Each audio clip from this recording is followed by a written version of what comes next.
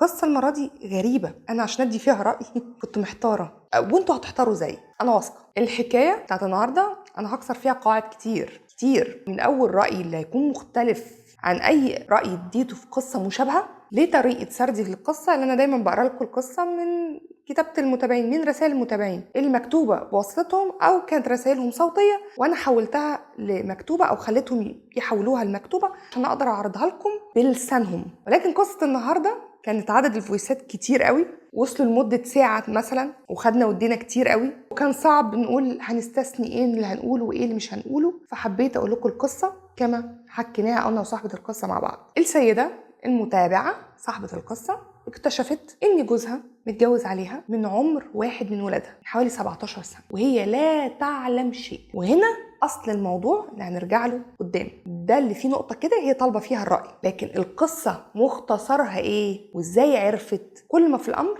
ان الاساس بتاع القصة دي ان جوزها راجل محترم جدا، بيحبها جدا، عمره ما قصر معاها او مع ولادهم الكبار، ولادهم خريجين كليات وكليات قمة، وضعهم ومستواهم الاجتماعي والمادي كبير، مفيش خلافات ما بينها وما بينه. يعني اقصى خلافات كانت في بدايه الجواز وبعد كده انتهت. بمعنى اصح هي ما حسيتش باي حاجه خلال ال 17 سنه تخليها تعتقد انه ممكن يكون متجوز عليها. كويس جدا معاها، مع ولاده في البيت، ما قصرش في مصاريف، والاهم اللي هي اكدت لي عليها انه ما قصرش في مشاعر، بالعكس ما أثرش في مشاعر نهائي.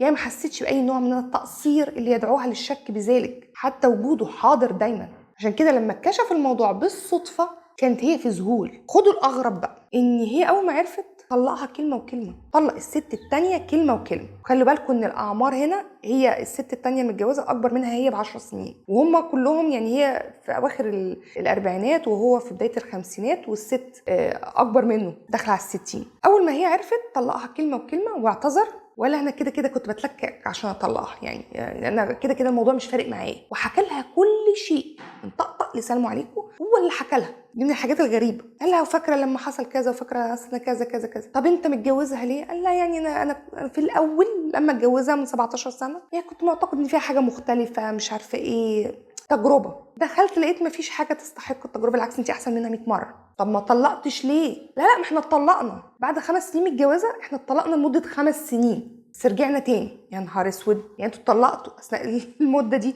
ورجعتوا تاني؟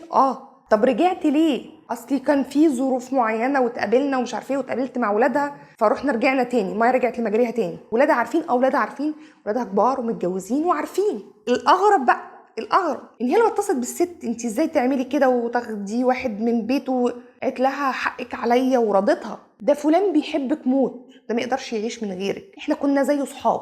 هو بالفعل قال لها، والست اكدت نفس الكلام. وولاد الست اللي اتكلموا معاها قال لها عمو ما بيجيش عندنا غير كل 3 4 5 اشهر مره. يعني الجوازه التانية دي كانت كانه راجل صديق بيروح يقعد معاه كل كام شهر مره، ومفيش علاقة زواج قائمة حقيقية. لا عايش معاها، لا بيقعد معاها، لا بيروح ولا بيجي. هي مرة كل كام شهر يروح يجيب غدوة، يقعدوا يتغدوا ويمشي، ومع ولادها كمان.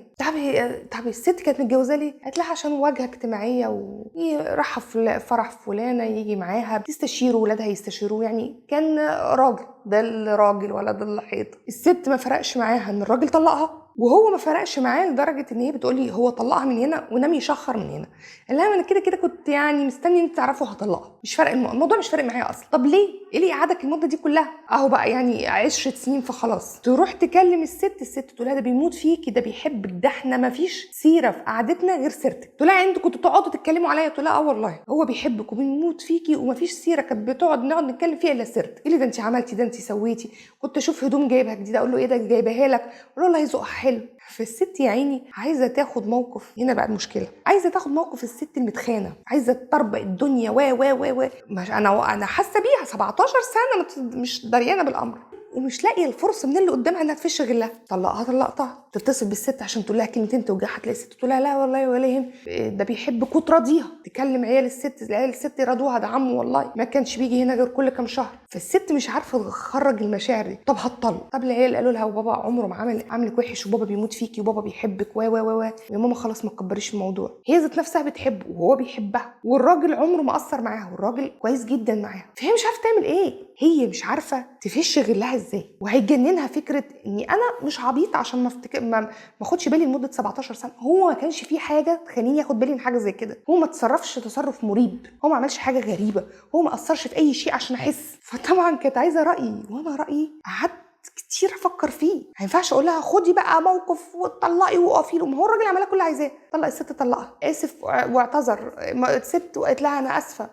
طب هنعمل مشكله منين؟ احساس الخيانه وحش، وان انت تكون حد مخبي عليك، شريك حياتك مخبي عليك حاجه لمده 17 سنه، مش حلو، مش حلو ابدا. ولكن في نفس الوقت ما اقدرش اقول لها خدي موقف بقى وتطلقي بقى وقولي له مش عارفه ايه، سيبي البيت لان هو الراجل طوعيه منفذ كل شيء. فانا قلت لها خرجي كل اللي جواكي معاه، حسسيني ان اللي حصل ده انت مش قادره تقبليه ولا تهضميه، وخدي وقتك، ممكن تروحي كمان لاستشاري نفسي يساعدك، لكن هدم البيت في الحاله دي مش هو الحل الصراحه، مش هو الحل.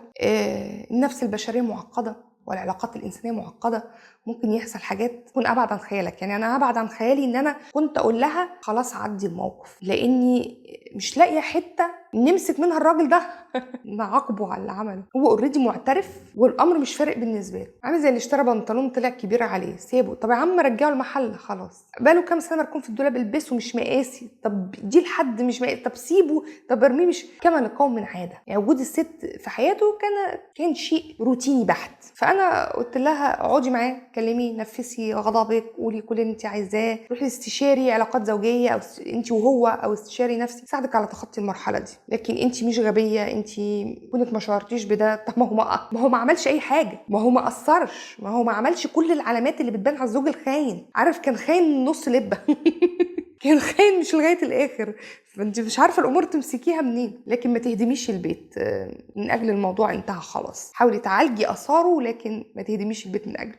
وهي في انتظار ارائكم برضو، يمكن يكون حد تعرض لموقف مشابه، وارد، ما هي احنا نقول العلاقات فيها حاجات اغرب من الخيال، وارد يكون حد حصل معاه حاجه زي كده يفيدها برايه. وفي النهايه هي في انتظار ارائكم.